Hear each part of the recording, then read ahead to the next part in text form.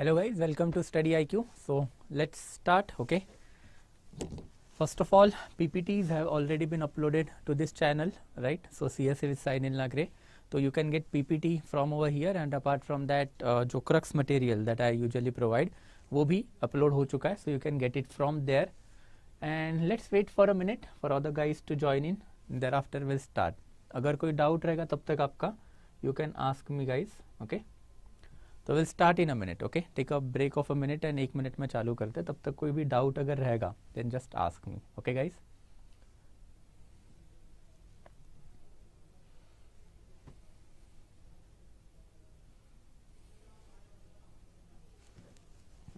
Okay perfect. Yes, okay. So any doubt till here guys? अगर अभी तक के लेक्चर में अगर कोई भी डाउट रहेगा then let me know. Total 27 chapters है RS शर्मा में, तो 27 lectures I am going to take, right? तो 1 lecture per chapter, that is the trend. Okay, ठीक है, हो जाएगा, एक 5-10 मिनट में अपलोड हो जाएगा वो, डोंट वरी अबाउट दैट. ठीक है, but will get it on the Telegram group. Okay, यहाँ पे हो जाएगा एक 5 से 10 मिनट में. PPTs as well as crux दोनों भी जो है वो अपलोड हो जाएगा. Okay, yes. So apart from that anything else if you are having then let me know. Will start. Okay, 1-2 minute में चालू करते हैं. Let other people also join in guys. Okay, okay. So meanwhile और कोई अगर doubt रहेगा that is something that you can ask me. Okay guys, तो till now obviously हम लोगों ने अब बहुत सारी चीज़ें देख ली है. ओके, सो एक एक करके अगर देख ले तो this is the map on which we are still there. पिछले 5 या 6 चैप्टर जो है वो यही सारी चीज़ों के बारे में बात कर रहे हैं. But today there will be a conclusion for the northern and thereafter southern part. इसके ऊपर अब जाएंगे from the tomorrow's lecture onward. But पहले हम लोगों ने देखा था इन्वेजन, देयर आफ्टर हम लोगों ने साउथ में Deccan polity and thereafter Sangam literature and various aspect, that is इनका पॉलिटी एंड एडमिनिस्ट्रेशन कैसे था, सोसाइटी कैसे था, इकोनॉमी कैसे था, and thereafter art and culture जो है उसके भी कुछ कुछ कॉम्पोनेंट हम लोगों ने देख लिए थे. तो by and large I have covered it in a very holistic way. NCERT के बाहर का इन्फॉर्मेशन भी I have tried to give it to you, जो इंपॉर्टेंट लगता है मुझे from the prelims as well as mains perspective. So today's chapter, as the name suggests, is basically related to the craft, trade and towns in post-Mauryan age. तो जो post Mauryan age है उसमें north India में and south India में कौन से different craft industry was there. ये craft industry अगर आपकी डेवलप होगी तो इसका ट्रेड कैसे चल रहा था, एंड देयर आफ्टर फिर कौन से इंपॉर्टेंट टाउन्स जो है वो एमर्ज हुए थे during this specific period of time. तो इसकी इंफॉर्मेशन दी है. कोई ज़्यादा बड़ा टॉपिक है नहीं, इसको जल्दी जल्दी वाइंड अप कर लेते हैं. ओके, सो मीनवाइल अगर कोई डाउट रहेगा तो यू कैन आस्क मी. ठीक है, हाँ, पढ़ना है ना यही समझ, वही तो मैंने अभी आपको बताया. अगले वाले लेक्चर में उसके ऊपर जाएंगे, राइट, डोंट वरी. एनसीईआरटी का जैसे फ्लो चल रहा है वैसे ही मैं ले रहा हूँ, चैप्टर वाइज ले रहा हूँ. सो दैट्स, अदरवाइज मैंने शुंगास एंड कानवास बहुत पहले ही पढ़ा दिया होता, बट ये थोड़ा सा एनसीईआरटी के हिसाब से चल रहा है. सो दैट्स उसको थोड़ा सा एंड में पढ़ेंगे. Okay guys, yes. हाँ, लिटिल जस्टिफिकेशन का क्या मतलब होता है सबीरुद्दीन? मेगालिथिक कल्चर का क्या जस्टिफिकेशन चाहिए? और मेगालिथिक कल्चर का जितना मैंने आपको लास्ट लेक्चर में बताया था उतना ही याद रखना, राइट. 3-4 चीज़ें जो है, दैट इज़ ब्रॉन्ज एज जो साउथ इंडिया में नहीं था. मेगालिथिक फेज को आयन फेज भी बोला जाता है या फिर आयन एज भी बोला जाता है साउथ इंडिया में. इनको एग्रीकल्चर पता था but still they were the pastoral in nature. And इनको मेगालिथ क्यों बोला जाता है? बिकॉज बड़े पत्थर जो है ये इनके ग्रेव्स के अराउंड हम लोगों को मिले हैं. So that much of factual data is more than sufficient. फिर ये मेगालिथिक का इवोल्यूशन हुआ किसमें? तो संगम पॉलिटी में. तो ये जो इवोल्यूशन है उसमें पहले के जो 5 डिफरेंट तिनाइन, दैट इज जो एरियाज हुआ करते थे वो हम लोगों ने देख लिया. And thereafter we have seen the evolution of the entire Tamil Sangam literature in the south India, right. Yes, so I guess that will be sufficient. ठीक है, तो today will go on to the next topic. छोटा ही है, कुछ ज़्यादा बड़ा नहीं है. Trade and craft during this specific period of time, that is post Mauryan period of time. तो पोस्ट मौर्यन मतलब again, okay, yes. So again in between 200 BC से लेके 300 AD के बीच में. सो इस पर्टिकुलर पीरियड ऑफ टाइम में इकोनॉमी बेसिकली कैसी थी, this is something that we are going to see. As far as NCERT is concerned, then धीरे धीरे उन्होंने छोटी बड़ी इंफॉर्मेशन जो है वो हम लोगों को देके रखी है. So first of all, they are calling this particular period as a period of the flourishing trade in the Indian history. और ये आपको थोड़ा सा याद रखना पड़ेगा कि this is the last phase of the flourishing trade in the Indian history. इसके बाद इंडिया का जो ट्रेड है through out ancient period and through out medieval period जो है गिरता ही चला गया। ये क्यों गिरता चला गया? बिकॉज इंडिया का जो स्ट्रेटेजिक पोजीशन जो है ओके यहाँ पे चाइना है एंड यहाँ पे यूरोप है। तो इंडिया का जो नॉर्थन वाला जो पार्ट है बेसिकली, ये नॉर्थ वाला पार्ट जो है that is basically the connecting point of the silk route ancient time पे, and India was on the middle of it. तो middle of the silk route के वजह से India was having quite good trade contact with the China as well as with the Roman empire और the European empire itself. तो majority of the trade का जो हमारा flow था वो आउटवर्ड फ्लो था, इंटरनल इतना ज़्यादा ट्रेड इंडिया में पहले से ही नहीं चलता था। तो बाहर वाला जो ट्रेड है, this particular trade was flourishing during the time of the Mauryan and post Mauryan. But ये वाले फेस में somewhere around 1st century AD में ये वाली जो पूरी की पूरी ट्रेड है ये डिक्लाइन हो गई। वो क्यों हो गई, कैसे हो गई, ये समझेंगे अभी लेक्चर में। बट ये ट्रेड डिक्लाइन हो गई। जैसे ही आपका ट्रेड डिक्लाइन हुआ, आपका सारा का सारा ट्रेड रूट खत्म हो गया एंड देयर आफ्टर फिर इंटरनल इकोनॉमी में एग्रीकल्चर के ऊपर शिफ्ट इंडिया में देखा गया है। तो ट्रेड और अर्बनाइज इकोनॉमी का this is considered as a last phase. इसके बाद ruralisation of the Indian economy from the Gupta period onward basically started. तो this is something that's why फिर ये वाला जो लाइन है that this particular period is called as a flourishing period or period of the flourishing trade in the Indian history. Thereafter फिर कुछ sources भी हम लोगों को मिले हैं, जैसे महावस्तु एंड उसके पहले फिर दिघ निकाय। ये दोनों बुद्धिस्ट सोर्सेस हैं। इन दोनों सोर्सेस ने हम लोगों को बहुत सारे अलग अलग ट्रेड क्राफ्ट एक्टिविटीज़ की इंफॉर्मेशन दी है। So for example Digha Nikaya is talking about more than 2 dozens occupation and on the other end Mahavastu जो है it is basically talking about more than 36 type of the occupation. Again ये occupation important है, ये evolution हमने पहले देखा था। एग्रीकल्चर सरप्लस आएगा आपके पास सबसे पहले। जब एग्रीकल्चर सरप्लस आएगा तो एग्रीकल्चर सरप्लस जब आएगा तब मेजॉरिटी ऑफ द पॉपुलेशन है वो फार्मलैंड से बाहर चली जाएगी।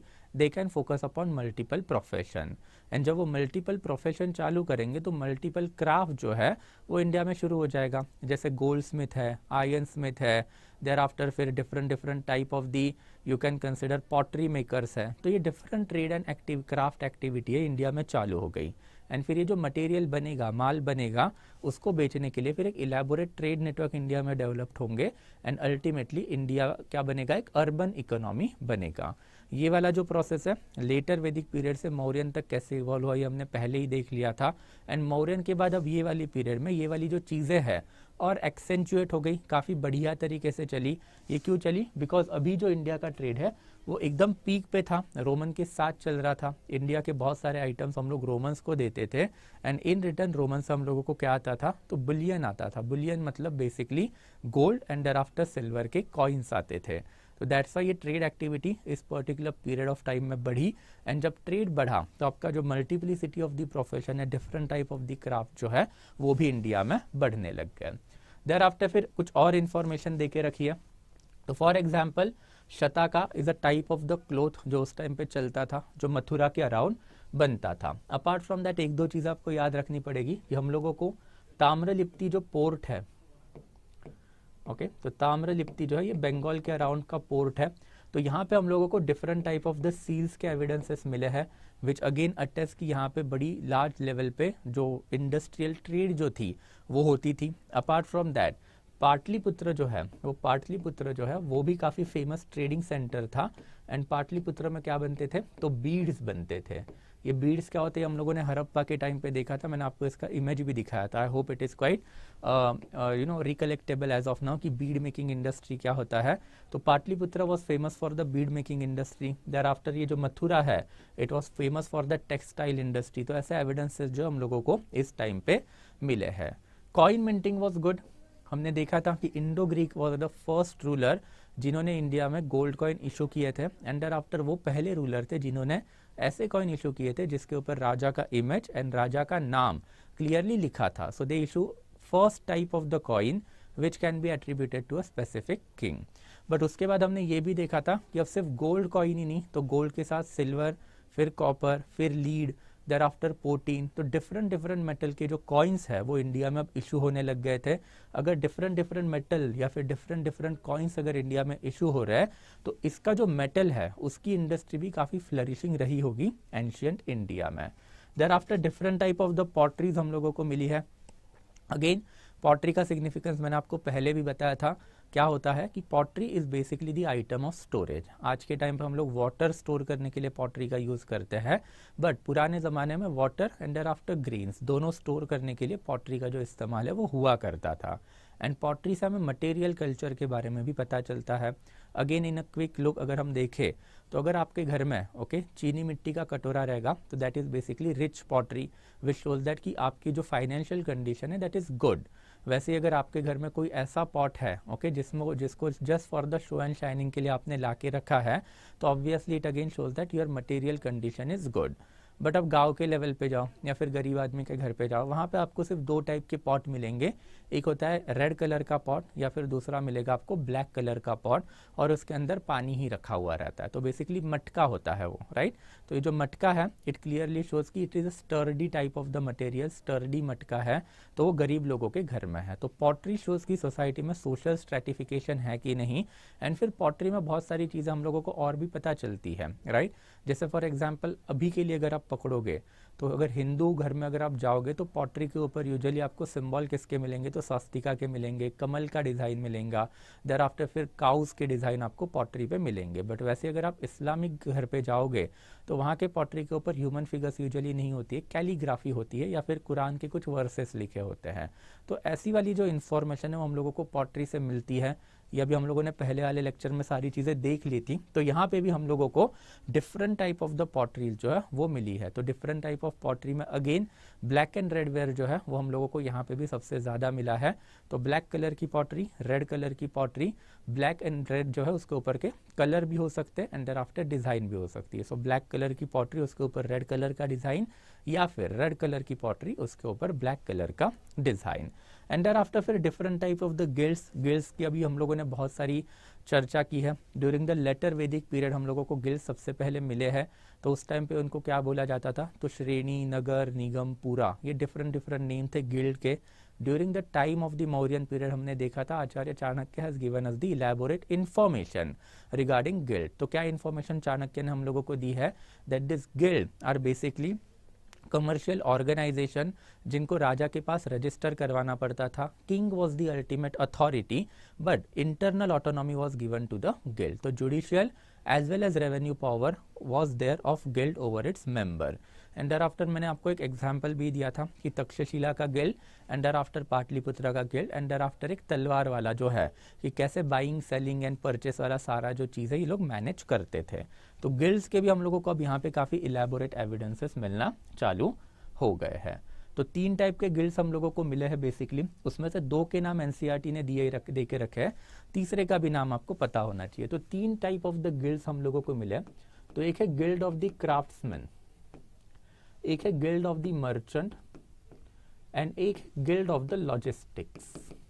लॉजिस्टिक्स का मतलब होता है ट्रैवलिंग, जो आपका माल एक जगह से दूसरे जगह पे लेके जाने वाला जो बिजनेस है उसको आप लॉजिस्टिकल बिजनेस बोलते हो, ओके। तो जो गिल्ड ऑफ क्राफ्टमैन जो है, ओके, उसका जो हेड है उसका नाम इन्होंने दे के रखा है एज ए जेठका। ये गिल्ड ऑफ मर्चेंट है, उसका जो हेड है उसका भी नाम उन्होंने दे के रखा है सेठी। ये हमने देखा था Sethi was a new class of the person जो महाजनपदा पीरियड में इंडिया में सबसे पहले हम लोगों को मिला है। और आज के ज़माने में भी आपको सेठ लोग मिलते हैं, हर जगह पे मिलते हैं अब तो as a class this particular persons emerge during the time of the Mahajanapada. And Mahajanapada के बाद अभी हम लोगों को इस पर्टिकुलर पीरियड में, that is post Mauryan period में, अगेन इनके बारे में इंफॉर्मेशन मिलती है कि they are basically the head of the merchant guild. तो मर्चेंट क्या करेंगे, basically they are the middle man, ये बेसिकली ट्रेड कैरी आउट करेंगे, ये एक्चुअल में माल बनाने का काम करेंगे, सिंपल है। तो इनका जो हेड रहेगा उसको आप जेठका बोलोगे, मर्चेंट का जो हेड होगा उसको आप सेठी बोलोगे, एंड जो लॉजिस्टिक का हेड जो होगा उसको आप बोलोगे सार्थवाह, ओके। सारथी मतलब जो बेसिकली घोड़ा चलाता है उसको आप सारथी बोलोगे। तो ऐसे बेसिकली घोड़े चलाने वाले या फिर माल में जो आपका बेसिकली ड्राइवर होगा, उनके जो गिल्ड है उनका जो हेड होगा वो होगा सार्थवाह। तो ये 3 टाइप के हम लोगों को गिल्ड मिले हैं, और ये 3 टाइप के गिल्ड के हम लोगों को चीफ के नाम भी मिले हैं। तो यूपीएससी यूजुअली पूछ सकता है कि भाई ये जो नाम है ये किससे रिलेटेड है, तो आपको पता होना चाहिए कि these are basically related to craft as well as trade, दोनों से रिलेटेड ये लोग है। देयर आफ्टर फिर हम लोगों को एक और टर्म मिली है, दैट इज व्यवहारी। तो जो बंदा बिजनेस कर रहा है उसको आज के टाइम पे व्यापारी बोला जाता है, right, in Sanskrit as well as in Hindi, but उस टाइम पे उसको व्यवहारी बोला जाता था एंड नॉट व्यापारी। व्यापारी is basically post Gupta word है जो इंडिया में प्रचलित हुआ है, चलन में आया है। Before Gupta we have this Vyavahari और a Vyavahari is something that you can talk about. And thereafter trade जो है वो बढ़ी क्यों, तो उसके भी कुछ कुछ रीजन जो है वो हम लोगों को एनसीईआरटीज ने दिए हैं। तो सबसे पहला जो रीजन है वो फॉरेन ट्रेड है। एज आई टोल्ड यू कि इंडिया का जो स्ट्रेटेजिक पोजीशन जो था ओके इस टाइम पे, तो इस strategic position Roman and thereafter फिर यहाँ से चाइना उसके बीच में था, जिसके वजह से इंडिया जो है ऑटोमेटिकली सारे के सारे ट्रेड रूट को कंट्रोल करने के पोजीशन में था। तो इंडिया के नॉर्थ वेस्ट में जो भी बड़ी डायनेस्टी होती थी वो डायनेस्टी क्या करती थी, सारा का सारा ट्रेड जो है वो कैप्चर करके रखती थी। तो this was quite significant because obviously इसकी वजह से इंडिया को अल्टीमेटली फायदा ही हुआ। तो जो फॉरेन ट्रेड जो है वो इंक्रीज हुई in between Roman empire and China, and उसका एक इनडायरेक्ट बेनिफिशियरी था कौन, तो इंडिया। देयर आफ्टर फिर ये फॉरेन ट्रेड जो है उसमें इनिशियल लेवल पे जब फॉरेन इन्वेजन होना चालू हुए थे, हमने देखा था कि कैसे चाइना का प्रेशर कुशाना पे आया, कुशाना का प्रेशर शकास पे आया, शकास का प्रेशर इंडो ग्रीक पे आया। एंड दैट्स वाई ये जो माइग्रेशन है ये इसी फॉर्म में हुआ कि सबसे पहले इंडो ग्रीक आए, देयर आफ्टर फिर शकाज आए एंड देयर आफ्टर फिर कुशानाज आए। तो ये जो सेंट्रल एशिया के जो ट्रेड रूट है वो जब डिसरप्ट हो रहे थे तब हम लोगों को इन्फॉर्मेशन मिली है कि एट द सेम टाइम जब ये नॉर्थन ट्रेड रूट जब डिसरप्ट हो रहे थे तो साउथ में नए नए वाले जो सी रूट जो है वो डेवलप्ड हो रहे थे। And this also help in the process of the trade that we can clearly see कि पहले ट्रेड जो है वो सिर्फ ओवरलैंड चलती थी, इंडिया से अफगानिस्तान, अफगानिस्तान से सेंट्रल एशिया एंड फिर सेंट्रल एशिया से China and thereafter Roman empire, इनको कनेक्टिविटी मिलती थी। बट अब वो वाले ट्रेड रूट डिसरप्ट हो चुके हैं। Why? Because of the persistent political upheavalness in that part of the world. But अब यहाँ पे हम लोगों को क्लियरली एविडेंसेस मिले हैं कि भाई यहाँ पे साउथ में ट्रेड रूट जो है वो एग्जैक्टली या फिर इलेबोरेटली डेवलप्ड होना चालू हो चुके हैं। तो एक बुक है इसके ऊपर that is Periplus of Erythraean सी।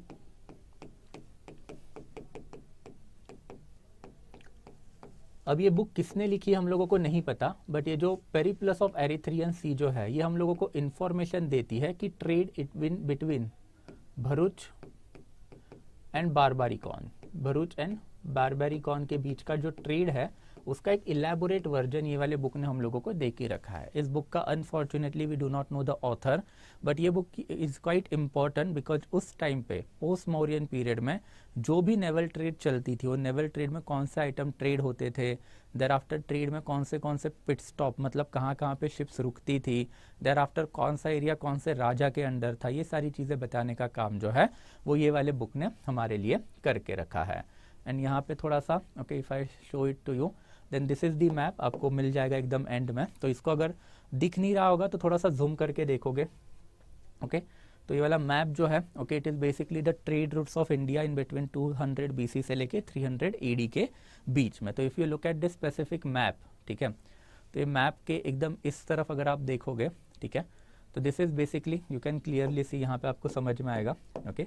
सबसे पहले तो आपका यहाँ पे अभी जो तक्षशिला था जो एक ज़माने में नॉर्थन ट्रेड रूट का एकदम टिप हुआ करता था, वो नॉर्थन ट्रेड रूट का जो टिप है उसके आगे अभी सेंट्रल एशिया के जो कॉन्टैक्ट है उसमें हम लोगों को नई साइट्स मिलना चालू हुई है। तो पुष्कलवती जो है वो पेशावर के हार्डली 10-15 किलोमीटर के अवे वाला सिटी है। तो पेशावर अभी तक डेवलप नहीं हुआ था, पेशावर का एंशियंट नाम है पुरुषपुरा था। पुरुषपुरा से पहले Pushkalavati was the actual town and Pushkalavati के बाद में फिर Purushapura that is modern day Peshawar है वो डेवलप्ड हुआ। बट अभी यहाँ पे हम लोगों को कुछ नए सेटलमेंट दिखते हैं। फिर ये वाला जो रास्ता है वो सीधा सीधा नीचे आता है, नीचे आने के बाद यू कैन क्लियरली सी यहाँ से अगर ये नीचे आता है तो इम्पोर्टेंट इसमें जो आपको एक टाउन मिलेगा वो मिलेगा श्रावस्ती।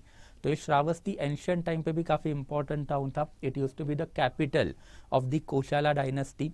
फिर ये श्रावस्ती से है नीचे उतरेगा दैट इज पाटलिपुत्र, यहाँ पे आपको पाटलिपुत्र दिखेगा एंड फिर पाटलिपुत्र से आगे जो है it will go to the Tamralipti वाला पोर्ट। ये बन गया आपका पूरा का पूरा नॉर्थन ट्रेडिंग रूट। बट ये नॉर्थन ट्रेडिंग रूट जो हमेशा शिफ्ट होता था, तो ये वाला जो सबसे पहला जो ट्रेड रूट है नॉर्थन वाला वो यही बनेगा दैट इज तक्षशिला, तक्षशिला से श्रावस्ती, श्रावस्ती से पाटलिपुत्र एंड पाटलिपुत्र से आगे फिर ताम्रलिप्ति वाला सी पोर्ट है वहां पर। बट बाद में इसका थोड़ा सा शिफ्टिंग हुआ साउथर्न साइड में। तो नाउ यू कैन क्लियरली सी, जब आप यहाँ से नीचे आओगे सियालकोट को एंशिएंट टाइम पे सकला बोला करते थे, तो वहाँ से एक नीचे एक ट्रेड रूट उतरता था जो जाता था मथुरा में। तो Mathura became the quite important town. और ये जो मथुरा जो है, मथुरा से फिर later on you can clearly सी एक रास्ता नीचे जाएगा उज्जैन में, उज्जैन से एक रास्ता नीचे जो है वो सीधा सीधा चला जाएगा आपका कहाँ पे, तो ऑब्वियसली पैठन में। That is basically capital of the ancient Ashmaka dynasty, अगर याद रहेगा महाजनपदा का, या फिर सातवाहना की dynasty during this specific period of time. तो ये बन जाता है आपका दक्षिण पथ। तो दक्षिण पथ एक जमाने में श्रावस्ती से नीचे आता था, श्रावस्ती से नीचे आप कन्नौज में आओगे, कन्नौज से नीचे विदिशा, विदिशा से नीचे उज्जैन, एंड उज्जैन से नीचे फिर डायरेक्टली दक्षिण पथ।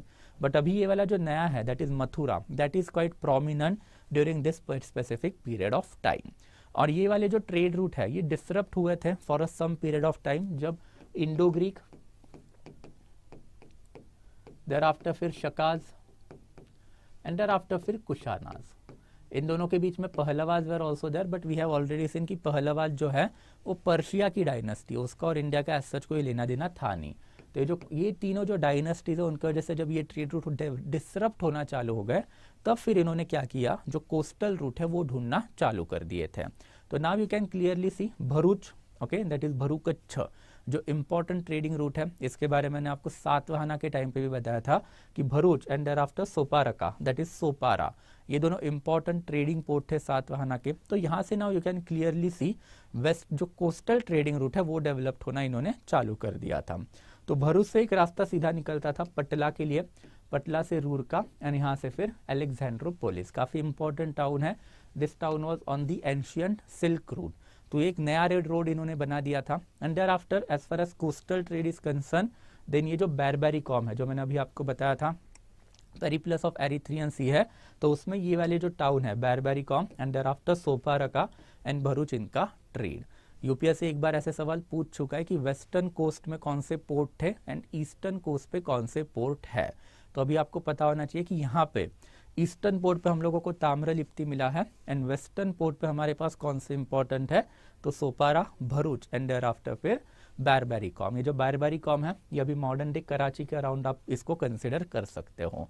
तो this is something that you can clearly see कि ये जो ट्रेडिंग रूट जो डेवलप्ड होना चालू हुए थे during this specific period of time, काफ़ी इलेबोरेटली डेवलप्ड हुए हैं।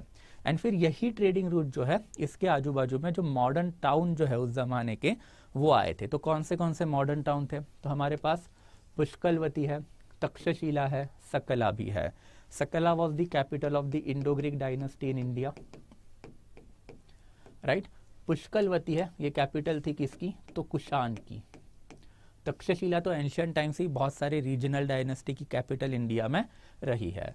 फिर यहाँ पे भी अगर आप देखोगे तो इंपॉर्टेंट ट्रेडिंग टाउन जैसे Shravasti is there, Mathura is there, thereafter Ujjain is there, thereafter Vidisha is there, thereafter Mahishmati is there, thereafter Tagara is there. तो ये सारे जो है इंपॉर्टेंट ट्रेडिंग टाउन। वैसे ही कौशाम्बी भी अगर आप देखोगे सारे के सारे जो है भरूच, राइट। सो ये सारे के सारे कहाँ पर है, इवन वाराणसी ट्रेडिंग रूट पे ही सिचुएटेड है। तो जब ट्रेडिंग रूट डेवलप्ड होना चालू हो गए तो ट्रेडिंग रूट पे ही एंशियंट टाइम पे majority of the cities developed होना चालू हो गई थी। तो this is something that NCERT is telling us. ये थोड़ा मैप से ज़्यादा बेटर वे में समझ में आएगा, इसके लिए मैं फिर आपके लिए मैप लेके आया था। तो दिस इज अगेन ओके। अगर आप यही मैप में देखोगे, I hope you have the access of the map by now, तो ताम्रलिप्ति आपको यहाँ पे दिखाई देगा। एंड फिर इंडिया में जितने भी फिर बाकी के बचे हुए पोर्ट है during this specific period of time, जैसे यहाँ पे देखोगे तो तोंड एंड मुजरीज। मुजरीज के बारे में हमने कल देखा था कि ये चेरा डायनेस्टी का एक पोर्ट है, एंड यहाँ पे ऑगस्टस का एक टेम्पल भी मिला है, बट इसका एग्जैक्ट लोकेशन जो है वो अभी तक हम लोगों को नहीं मिला है। एंड वैसे ही अगर आप ईस्टर्न साइड में जाओगे तो यहाँ पे आपको कांचीपुरम एंड मवी लंकाई ऐसे दो पोर्ट मिलेंगे। इसी के बीच में उस जमाने में एक और पोर्ट हुआ करता था, दैट इज अरिकामेडु। तो ये अरिकामेडु भी काफ़ी फेमस पोर्ट है during the post Mauryan period, और ये अभी के मॉडर्न डे तमिलनाडु के एरिया में ही आता है। यहाँ पे हम लोगों को रोमन ट्रेड के एविडेंसेस मिले हैं। एंड फिर बाकी के जो बचे हुए जो इंपॉर्टेंट है वो आपके लिए, तो आपको ये मैप में सारे के सारे पोर्ट मिल जाएंगे। क्वाइट सिग्निफिकेंट, एक बार यूपीएससी पहले ही पूछ चुका है कि कौन सा वेस्ट में आता है, कौन सा ईस्ट में आता है, तो आपको ये चीज़ें पता होनी चाहिए, ठीक है। तो एक बार मैप थोड़ा सा ठीक से पढ़ लेना on your level so that it will help you. रही बात आज वाला जो है, उसमें तो जितना मैंने बताना था वो तो आपको बता दिया, बट यहाँ पे again you can see that thing only कि मानसून का नॉलेज जो है वो आने लग गया था during this specific period of time. Monsoon अभी आपको और हमको तो इलेबोरेटली पता है, we know each and every bit of pattern of the monsoon, but ये सबसे पहले जो डिस्कस या फिर सबसे पहले इन्वेंट करने वाला जो आदमी था उसका नाम है हिप्पैलस, ओके। ये अगेन हिप्पैलस एक ग्रीक सेलर है, उसने सबसे पहले 1st सेंचुरी बीसी में मॉनसूनल विंड के बारे में बताया था। तो he was the person who could easily identify कि मार्च से लेके जून तक इंडिया के अंदर आने का टाइम अच्छा होता है, बिकॉज मॉनसूनल विंड इंडिया में घुस रही होती है। तो मार्च, अप्रैल, मई, जून, जुलाई तक आप इंडिया के अंदर आ जाओ, एंड फिर उसके बाद में जो विंड है वो वापस कब जाती है, तो नवंबर दिसंबर के अराउंड मॉनसूनल विंड जो है इंडिया से रिट्रीट करती है। तो इस टाइम पे आप इंडिया से बाहर निकलो। ऑब्वियसली उस टाइम के जो बोट है वो बड़े बड़े वॉर्प पे चलते थे, पर्दा लगाया करते थे शिप के ऊपर, एंड पर्दे के ऊपर जैसे ही हवा लगेगी वैसे ही आपकी शिप चलेगी। स्टीम इंजन तो थे नहीं इनके पास, तो वॉर्प होते थे इनके पास। सो दैट्स व्हाई ये knowledge of monsoon was quite important, ये हिप्पैलस ने डिस्कवर किया था। ये information again Periplus of Erythraean Sea, ये जो बुक है उसी में हम लोगों को मिली है। तो ये जो knowledge of the monsoonal wind है, इसके वजह से भी जो नेवल ट्रेड है उस टाइम पे बढ़ा। एंड देयर आफ्टर फिर ये जो सी पोर्ट जो है, जो भी मैंने आपको मैप पे भी दिखा है, Bharuch, Sopara, Arikamedu and thereafter Tamralipti, ये वाले जो दो है वो वेस्टर्न कोस्ट पे आते हैं, ये वाले जो दो है वो ईस्टर्न कोस्ट पे आते हैं। देयर आफ्टर फिर शकाजन कुशानाज ने जो नए वाले जो ट्रेडिंग रूट कोस्टल एरिया पे जो डेवलप किए थे, एलेक्जेंड्रोपोलिस से लेके भरूच तक, बिकॉज शकाजन कुशानाज के पास ये एरिया था, तो उसके बारे में भी बात की। मैप एनसीईआरटी ने नाम नहीं दिए है, सो दैट्स वाई फिर मैंने आपके लिए वो मैप लाया, तो मैप में आपको थोड़ा सा क्लियरली समझ में आ जाएगा। देयर आफ्टर फिर नेक्स्ट वन इज गुड्स। तो कौन से आइटम जो है वो ट्रेड होते थे। अब यहाँ पे भी हम लोगों को इन्फॉर्मेशन मिली है, दो इंपॉर्टेंट सोर्स से, Periplus of Erythraean Sea, Erythraean Sea मतलब red sea, okay. Erythraean Sea का जो नाम है वो पहले रेड सी हुआ करता था, तो रेड सी उसको अभी बोला जाता है, पहले उसको एरिथ्रियन सी बोला जाता था। तो ये जो Periplus of Erythraean Sea and thereafter Pliny का जो नेचुरल हिस्टोरिका है, दोनों में हम लोगों को ये ट्रेड के एविडेंसेस मिले हैं।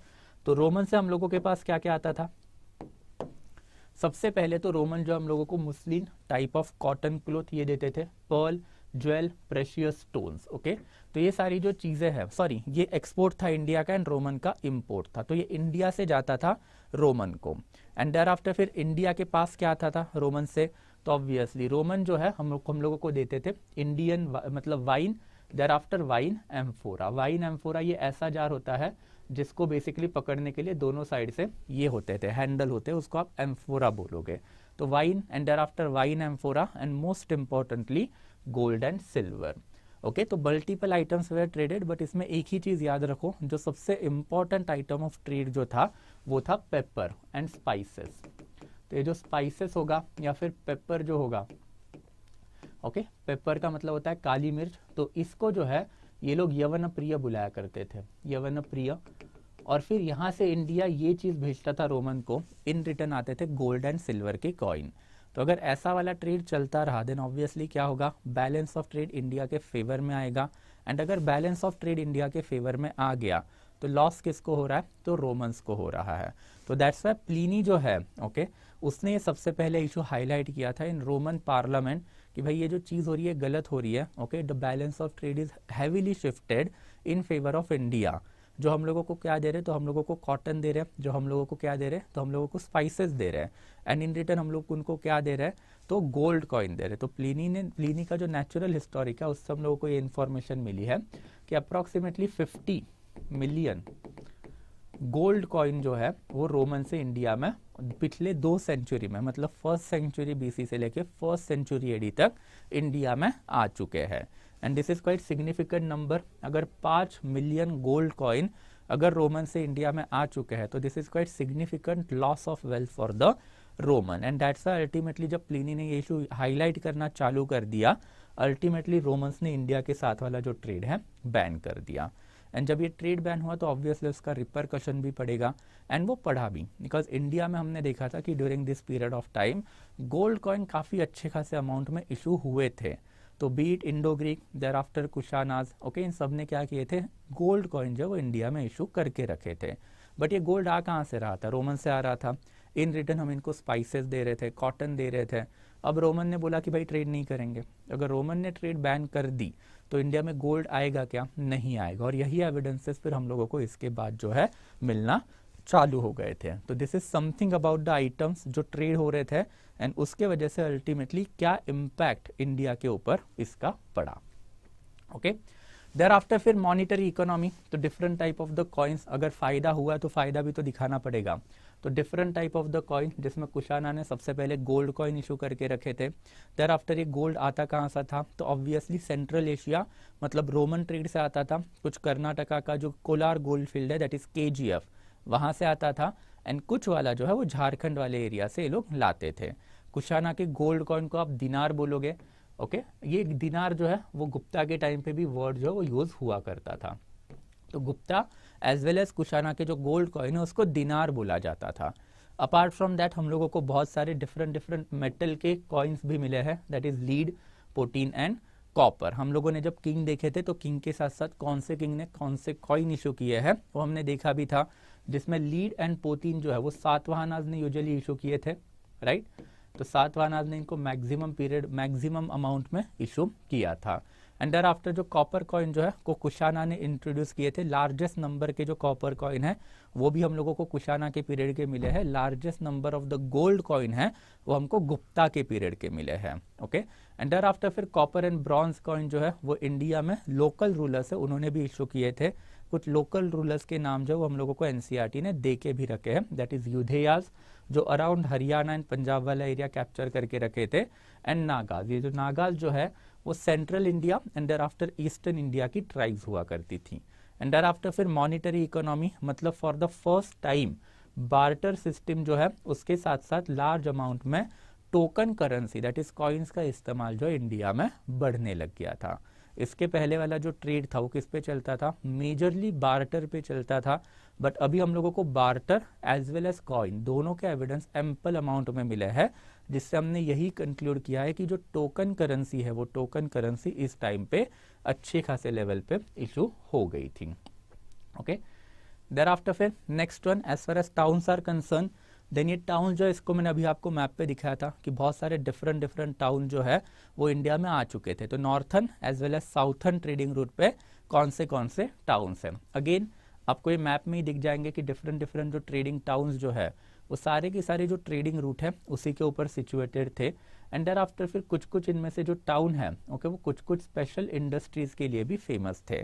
जैसे 2-3 हम लोगों को पता भी है, Pataliputra is famous for Beed making industry, and on the other hand फिर हमारे पास है दैट इज वाराणसी जो cotton textile that is textile industry के लिए काफ़ी फेमस था। तो ये जो 2 टाउन है उसमें तो हम लोगों को पता ही है क्या चल रहा था। तो वैसे हमने कंसिडर कर लिया कि हर एक जो छोटा मोटा टाउन है इस दिस पर्टिकुलर ट्रेड रूट, आपको जितने भी दिख रहे हैं ये सारे टाउन में कोई ना कोई तो अलग अलग लेवल का क्राफ्ट जो है वो उस टाइम पे चल रहा था। NCERT ने जो 2 नाम दिए अभी के लिए वो 2 ही याद रखना, that will be more than sufficient.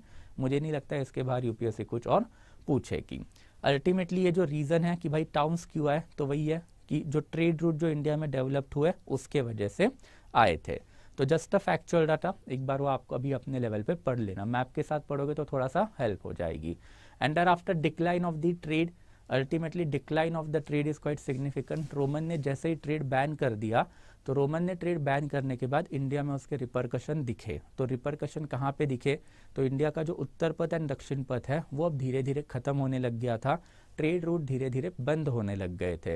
And इसका एक मेजर आर्कियोलॉजिकल एविडेंस भी हम लोगों को मिला है कि अर्बन सेटलमेंट ही डीके नहीं हुए, बट अगर हम लोग कुशान एंड गुप्ता के अगर गोल्ड कॉइन अगर हम लोग कंपेयर करें तो कुशाना से ज्यादा गोल्ड कॉइन गुप्ता ने दिए थे। Largest number of the gold coin जो है ओके वो गुप्ताज ने हम लोगों को दिए थे।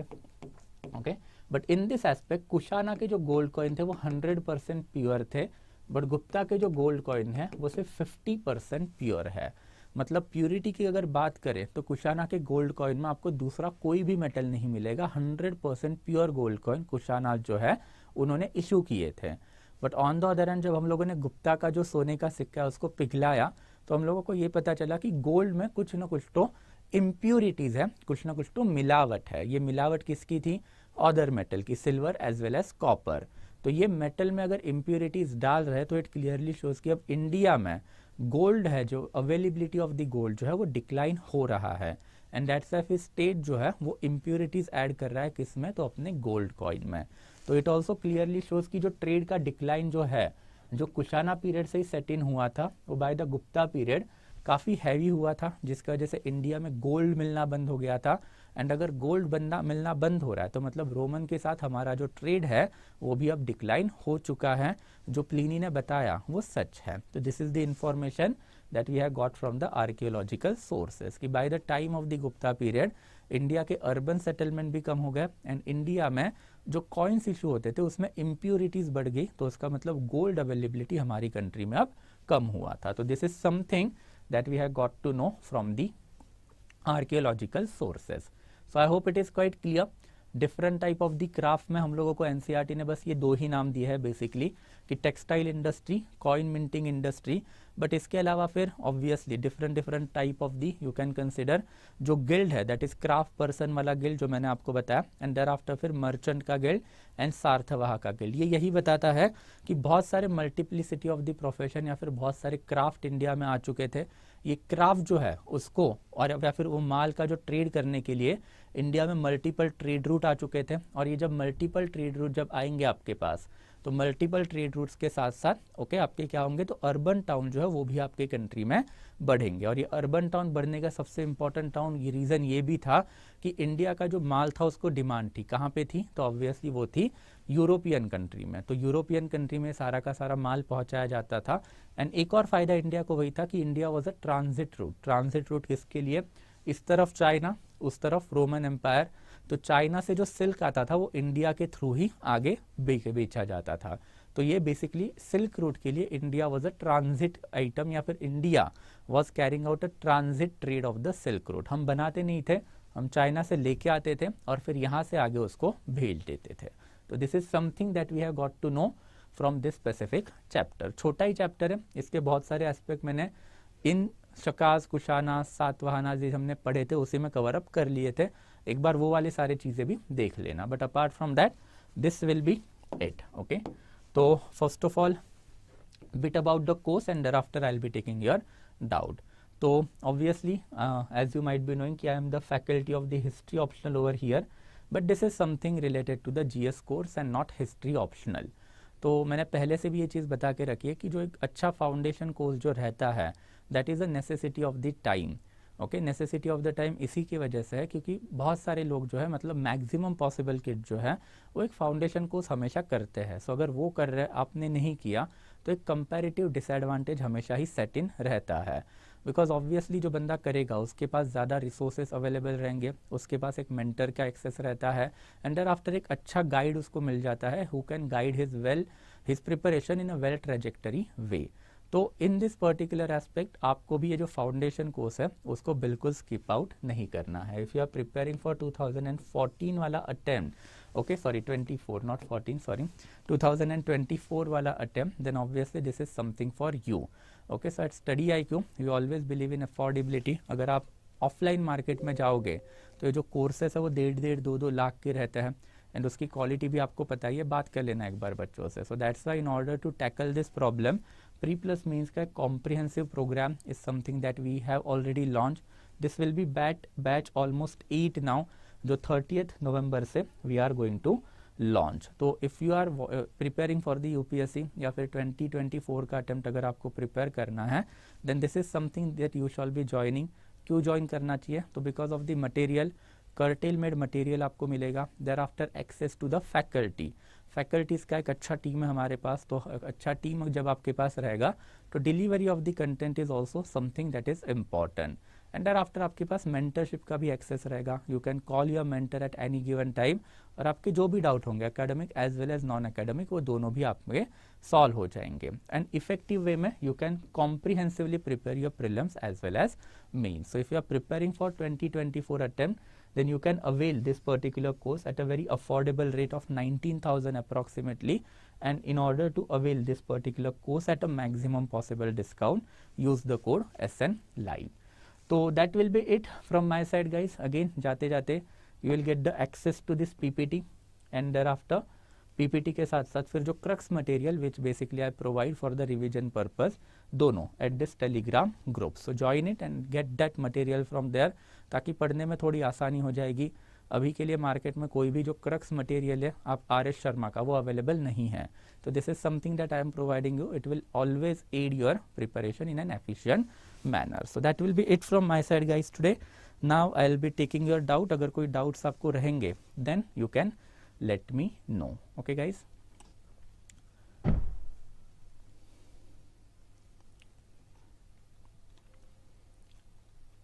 देखो राहुल, सबसे पहले नरेशन हम लोग RS शर्मा कर रहे हैं। RS Sharma himself is a Marxist historian, right? तो हम लोग मार्क्सिस्ट वाला ही नरेशन पढ़ेंगे, सिंपल। ओके, देयर आफ्टर फिर ठीक है, ठीक है, it was that time import gold and mint into coins. Yes absolutely, वो वही तो करते थे। मतलब ये लोग रोमन के गोल्ड कॉइन लेके आते थे, उसको यहाँ पे आके पिघलाते थे, एंड पिघलाने के बाद अपना खुद का कॉइन बनाते थे। तो कुशानास के गोल्ड कॉइन, इंडो ग्रीक के गोल्ड कॉइन मैंने प्रीवियस लेक्चर में दिखाई भी है। वैसे अब गुप्ता का लेक्चर जब करेंगे बाद में, तो मैं आपको गुप्ता के भी गोल्ड कॉइन दिखाऊंगा। तो ये गोल्ड आया कहाँ से? ये रोमन के जो कॉइन्स आते थे इंडिया में, इसी को पिघला के इसमें से सोना निकालते थे, एंड उसमें फिर अपना वाला सिक्का जो ये लोग बनाते थे। तो minting industry was there. Craft में मैंने अभी आपको बताया भी था, राइट, कि कॉइन मिंटिंग जो है it was one of the important craft activity during that period of time, right? तो कॉइन मिंटिंग जो है, ओके, और ये कॉइन मिंटिंग कहाँ पे होता था? तो ऑब्वियसली कैपिटल सिटी में होता था। तो कैपिटल सिटी में हम लोगों को बहुत सारी फाउंड्रीज भी मिली है आर्कियोलॉजिकली। तो कैपिटल सिटी में कॉइन मिंटिंग जो है वो होता था। और फिर कौन से कॉइन ये लोग मिंट करते थे? तो ये सारे मेटल के जो कॉइन्स हैं ये लोग मिंट करते थे। तो ऑब्वियसली, और ये मेटल इंडिया में मिलेगा नहीं। इसमें से अगर आप कोई भी मेटल देखोगे तो एक्सेप्ट कॉपर, ओके, बाकी जितने भी मेटल है ये इंडिया में नहीं मिलते हैं। ये हमेशा कहाँ से आएंगे? बाहर से आएंगे। मिलते हैं इंडिया में बट बहुत लो लेवल पे मिलते हैं। लार्ज स्केल पे अगर आपको इसको यूज करना है तो आपको बाहर से लाना पड़ेगा, राइट? या okay, third type of the guild जो वो सार्थवाह मैंने आपको बताया था, राइट? सो सार्थवाह इज बेसिकली लॉजिस्टिक का हेड। अगर आपका माल जो है वो बना रहा है कहाँ पे? तक्षशिला में, और उसको अगर आपको बेचना है कहाँ पे? तो आपको बेचना है पाटलिपुत्र में। तो माल लेके कौन जाएगा? तो वो माल लेके जाने के लिए भी तो आपको कोई ना कोई तो एक गिल्ड लगेगी। तो वो बेसिकली मर्चेंट गिल्ड होती, सॉरी, ये सार्थवाह की गिल्ड होती थी, दैट इज लॉजिस्टिकल गिल्ड होती थी, ठीक है? मीडियवल इंडिया में ये वाला काम बंजारा लोग करते थे। तो बंजारास के बारे में आपने सुना होगा कि एक जगह से दूसरे जगह पे जो माल लेके जाने का काम मीडियवल इंडिया में बंजारा करते थे, एंशियंट इंडिया में सार्थवाह करते थे। Okay, yes, okay, so okay, so यार ये मिताक्षर एंड दया भागा है, जब गुप्ता में जाएंगे तब देखेंगे, नॉट ओवर हियर, ठीक है? या ओके, डिफरेंस बिटवीन खारोष्टी प्रकृति, ये हर दिन आके पूछोगे, मैं हर दिन आपको आंसर नहीं दूंगा unless and until you tell me whether you have seen the previous lecture, ठीक है हर्ष? हाँ,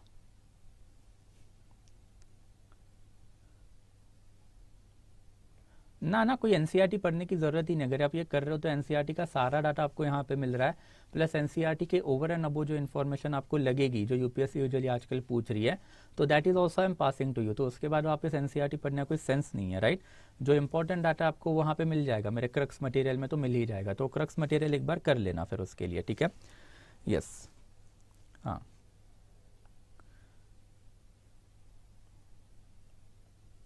नहीं, एक्सटर्नल ट्रेड मौर्यंस के टाइम पे इतना ज़्यादा नहीं था। और एक्सटर्नल ट्रेड जो मौर्यंस के टाइम पे था वो सिर्फ लग्जोरियस आइटम वाला ट्रेड था। तो लग्जोरियस आइटम में हम लोग क्या मिला है? तो wine and thereafter cotton textile, जो लग्जोरियस आइटम हुआ करते थे उसी में ट्रेड था। बट अभी हम लोगों को पता चला कि भाई ट्रेड जो है वो डिफरेंट चीज़ के लिए हो रहा है। जैसे रोमन की पॉटरी है वो हम लोग इंडिया में मंगवा रहे हैं, जैसे वाइन एम्फोरा, राइट? वैसे ही फिर हम लोग उनको क्या बेच रहे हैं, स्पाइसेस। स्पाइसेस कोई लग्जरी आइटम तो है नहीं इंडिया में, आसानी से मिलने वाला आइटम है।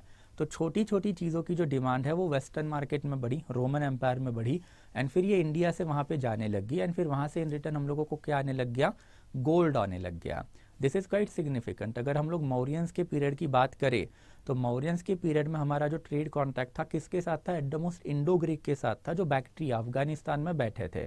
तो इंडिया जो है at that time Bactrians Greek जो थे उनके साथ कॉन्टैक्ट में थी, एंड फिर बैक्ट्रियन ग्रीक सारी की सारी चीज़ों को मैनेज करते थे। तो मैक्सिमम पॉसिबल बेनिफिट जो है उस टाइम पे अफगानिस्तान को हुआ, and that's why you can consider Afghanistan जो हॉटबेड बन गया था इंटरनेशनल ट्रेड एक्टिविटी का, and that's why later on जब इंटरनेशनल सिल्क रूट भी डेवलप हुआ है तो सेंटर उसका इंडिया में नहीं बना, अफगानिस्तान में बना। Got it. बट ये जब इंटरनेशनल सेंटर बाद में जब डेवलप्ड हुआ है, okay, that is silk route, तो सिल्क रूट में इंडिया की जो छोटी मोटी कमोडिटी थी वो भी ट्रेड होने चालू हो गई। तो हमारी बेसिकली पॉटरी रहेगी, या फिर हमारे जो डिफरेंट क्राफ्ट रिलेटेड आइटम रहेंगे, ज्वेलरी होगी, देर आफ्टर फिर आयरन रिलेटेड ऑब्जेक्ट रहेंगे, there after even paper, there after different type of the textile, तो ये भी ट्रेड होना चालू हो गए। और यहाँ पे जो ट्रेड है इसके एविडेंस हम लोगों को बार्टर में नहीं मिले। मौर्यंस में मैंने अभी आपको समझा था कि बार्टर में सारी चीज़ें होती थी। अब यहाँ पे ट्रांजैक्शन करेंसी में हो रहा है कि हम लोग उनको एक आइटम दे रहे हैं, इन रिटर्न वो हम लोगों को गोल्ड एंड सिल्वर कॉइन दे रहे हैं। तो गोल्ड एंड सिल्वर अगर आपके पास आ रहा है देन प्रॉस्पेरिटी बढ़ेगी। तो दैट्स व्हाई मौर्यन से ज़्यादा ट्रेड पोस्ट मौर्यन में हुई, एंड पोस्ट मौर्यन में जो गोल्ड बाहर से आया उसकी वजह से प्रॉस्पेरिटी बढ़ी, उसके वजह से ट्रेडिंग सेंटर बढ़े। Okay, I hope it is clear. Okay, no, not to the union, you have to relate it to the corporate, right? So जैसे Reliance Corporation is there, right? तो वैसे you can consider से for example Microsoft Corporation is there, वैसे ही Apple Corporation is there। तो ये corporation है। तो इससे फॉर एग्जांपल आप बैठे हो दिल्ली में, आपको एक आईफोन खरीदना है। इंडिया में आईफोन बनता है क्या? नहीं बनता। तो आप लोकल आईफोन के स्टोर में जाओगे, वहाँ पे एक ऑर्डर प्लेस करोगे, और फिर वो लोग कहाँ से मंगाएंगे? उनके हेडक्वार्टर से, अमेरिका में जो हेडक्वार्टर है वहाँ से आईफोन मंगाएंगे। Got it. तो consider this Apple as a guild. Okay, उनका एक सेंटर है न्यूयॉर्क में, दूसरा सेंटर है मुंबई में। मुंबई में ऑर्डर रेज हुई है, वो ऑर्डर उन्होंने न्यूयॉर्क में भेजी, न्यूयॉर्क से वो माल यहाँ पे लेके आए, एंड लेके आने के बाद वो जो कंज्यूमर है उसको वो माल प्रोवाइड कर दिया। Got it. तो कॉर्पोरेशन आप करोगे, एंड नॉट यूनियन। यूनियन जो है वो बेसिकली वर्कर का होता है, right, in order to force management to do something. Okay, yeah I hope it is clear. ठीक है। So I hope everything is fine and everything is clear guys, और कोई डाउट नहीं है, right. Still I will give you a minute again, थोड़ा सा 1 minute का time lag रहता है यहाँ पे, ठीक है, लाइव लेक्चर में। तो I will wait for a minute, अगर कोई डाउट रहेगा then you can ask it to me, ठीक है। हाँ,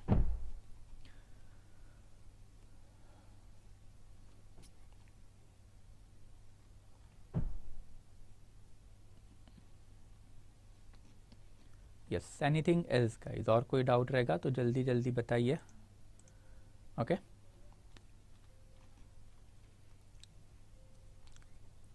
नो मोर डाउट्स।